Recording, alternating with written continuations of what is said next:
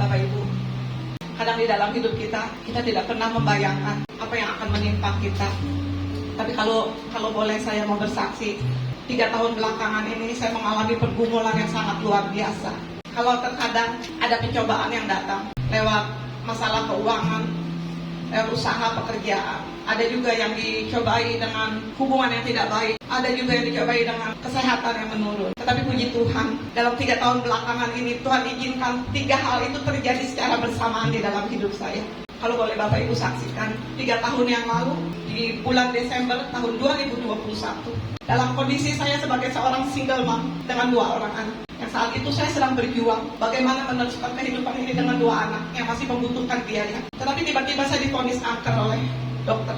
Saya harus menjalani 2 kali operasi dan 6 kali kemoterapi. Dalam keadaan yang sedang terpuruk, ditimpa dengan kesehatan, membuat kondisi mental saya menjadi drop, Bapak Ibu. Saya dioperasi 2 kali. Mungkin bagi ibu-ibu yang pernah merasakan operasi sesar, tahu bagaimana setelah operasi itu begitu sakit jahitan di perut. Dan itu pun saya alami, Bapak Ibu. Tetapi ketika jahitan itu sudah mulai mengering, dokter katakan saya harus kembali menjalani operasi. Yang dimana di jahitan itu saya akan dibuka kembali. Saya jalani itu semua, 2 kali operasi. Saya bisa melewati operasi. Dan setelah operasi, saya dinyatakan positif. Ada sel kanker di dalam tubuh saya. Dan saya mulai menjalani kemoterapi, Bapak Ibu. 6 kali kemoterapi yang harus saya jalani, satu persatu. 1 kali kemoterapi, ini efeknya untuk saya. Rambut saya mulai rontok.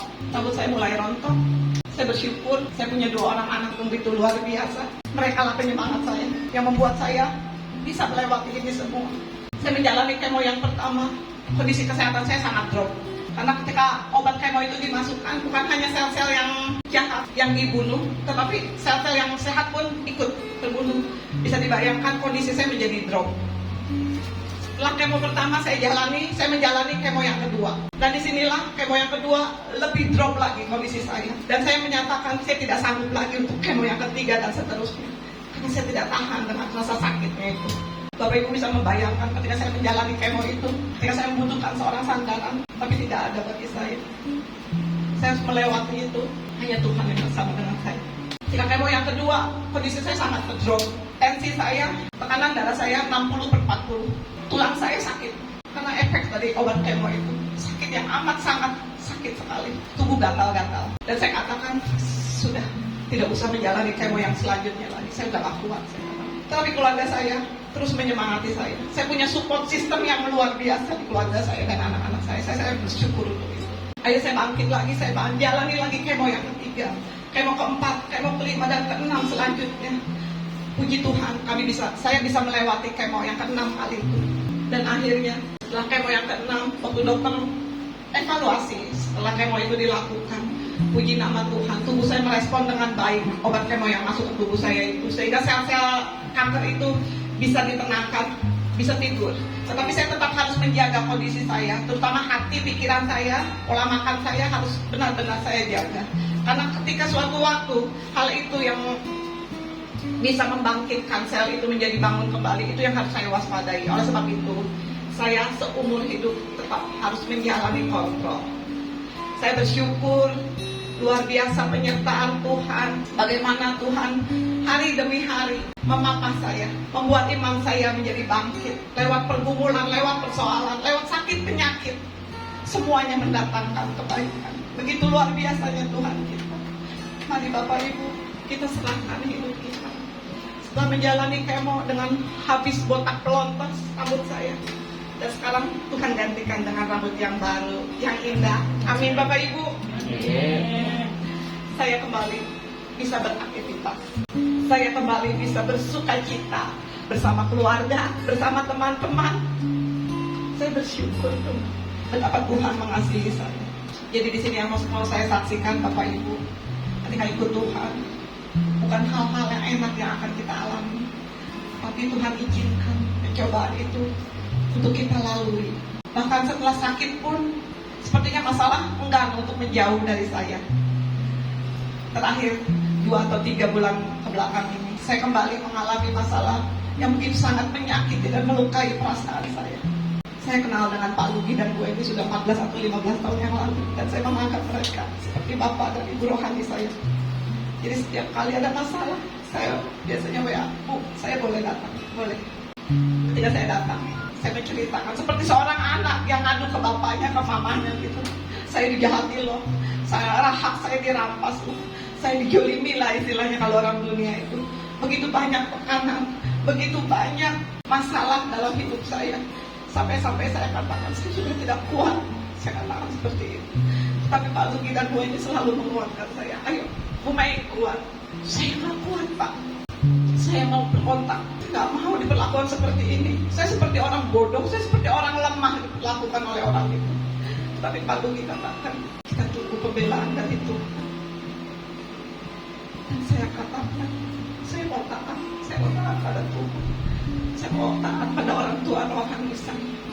Saya diam terhadap orang yang menyakiti saya. Saya diam. Ketika saya bertemu dengan dia pun, saya bersikap seolah-olah tidak pernah terjadi apa-apa. Saya dengan satu tujuan, supaya suasana tetap damai. Bahkan ketika saya datang ke rumah Bu Eli Pak Lugi, mau pulang, saya katakan, Bu, boleh nggak pinjam pundaknya?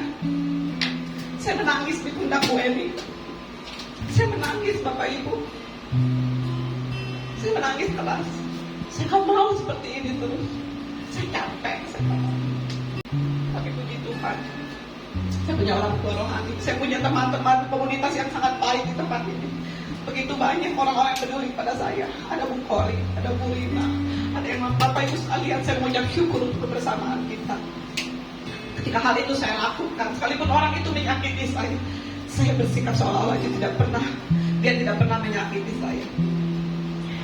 Dan akhirnya saya merasakan, mungkin orang dunia mengatakan saya kalah, saya bodoh. Tetapi pada saat saya melakukan itu, Bapak Ibu, saya justru merasakan kemenangan. Itu kemenangan yang dari Tuhan gitu. Saya berkata, Tuhan terima kasih. Saya sekarang mengerti apa itu yang sering kita nyanyikan lagu pujian. Tuhan memberikan kemenangan, Tuhan memberikan kemenangan. Kemenangan yang seperti apa? Kemenangan orang dunia dengan kemenangan orang percaya itu berbeda, Bapak Ibu. Sekalipun orang dunia mengatakan kita bodoh, tapi di situ justru kemenangan kita. Saya mengucap syukur, terima kasih untuk semuanya. Begitu mendukung saya sampai saya bisa seperti saat ini. Pak Lugi memberikan saya kesempatan untuk ambil bagian, kehormatan bisa melayani di tempat ini. Saya bersyukur buat semuanya itu. Hari demi hari Tuhan terus menambahkan iman percaya saya. Saya semakin teguh, saya semakin melekat pada Tuhan. Kalau saat ini bukan berarti saya sudah lepas dari masalah itu. Masalah itu masih ada, Bapak Ibu. Kalau Bapak Ibu sering melihat saya tersenyum, saya tersenyum. Tetapi pergumulan saya begitu berat masih ada sampai saat ini. Jadi satu pesan yang mau saya sampaikan, Bapak Ibu, bertumbuhlah di dalam komunitas kita ini. Kita sudah berada di komunitas yang baik. Kenapa saya bisa katakan seperti itu? Berapa minggu yang lalu, cici saya, koko saya menelpon saya. Dia katakan, saya angkat jempol buat kamu, karena kamu bisa melewati ini dengan baik, dengan penuh damai, tidak ada keributan apapun. Kamu berada di komunitas yang baik. Cici saya katakan seperti itu. Tetap di komunitas itu, jangan keluar. Koko saya mengatakan seperti itu. Saya merasakan damai dan saya bersuka cita kamu bisa melakukan itu. Karena apa? Karena saya disupport oleh orang tua rohani, oleh teman-teman, oleh Bapak Ibu sekalian. Saya sudah berada di komunitas yang baik. Mari Bapak Ibu, mari kita tetap berada di komunitas kita ini. Kita boleh terus saling membangun satu dengan yang lain. Kita saling menguatkan satu dengan yang lain. Untuk satu apa? Untuk satu tujuan. Kita punya kemenangan di dalam Tuhan. Amin, Bapak Ibu Saudara sekalian. Puji Tuhan. Dan saya bersyukur Bapak Ibu, kalau kami punya WA group untuk tim imam musik. Ada kalanya ketika satu bulan atau lebih yang lalu saya sempat berkeluh kesah, curhat lah ya di tim itu. Tiba-tiba Pak Daniel meresponi, saya mau ciptakan lagu buat Bu Mei. Saya terinspirasi dengan cerita. Puji Tuhan, saya sangat bersyukur. Kita bersyukur Bapak Ibu, ada Pak Daniel di tempat kita yang Tuhan kasihkan talenta menciptakan lagu. Lagu awal yang pertama tadi yang tetap percaya itu pun ciptaan Pak Daniel. Dan satu lagi sekarang akan kita naikkan, tetap setia, itu menjadi ciptaan Pak Daniel. Amin Bapak Ibu, kita terus maju di dalam Tuhan.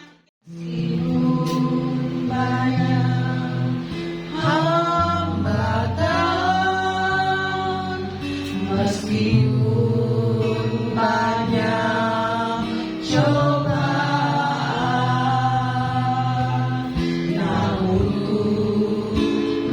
ke